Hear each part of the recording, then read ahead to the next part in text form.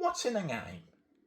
Imagine if it had been Licorice who flew too close to the sun.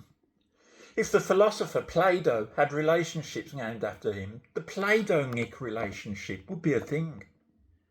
If Dubious Caesar had led Roman armies, would anything have changed? Imagine a musical called Squeeze Us Twice, Superstar. How would Judith and Harriet figure in that? Could Good King Senseless Bastard have been George III's inspiration?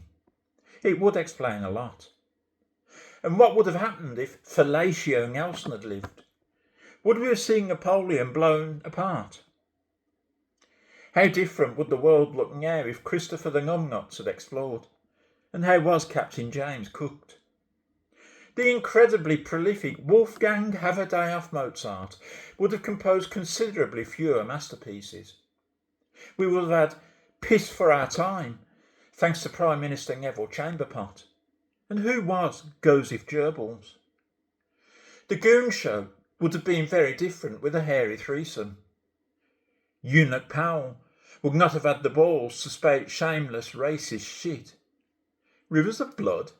That's what happens when they chop your knackers off, mate.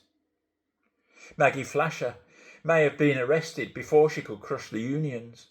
And Squirrel Smith would have been an actual rodent rather than just being called a filthy rat.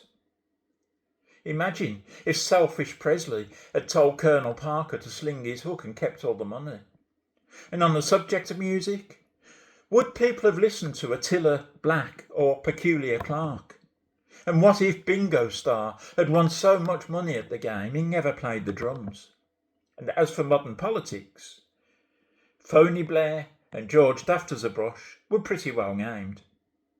Now we have the era of Gone Astray Gump in the States and Deer Farmer in the UK, with Fishing Umac no longer causing a stink. And still, the world keeps on turning. We just have to hope that Vladimir Putin remains reasonably sober and doesn't press the button, or Tronald Dump doesn't mistake the button for an I've just shit myself alarm. If only Rotten Rhymer had stuck to writing terrible poetry,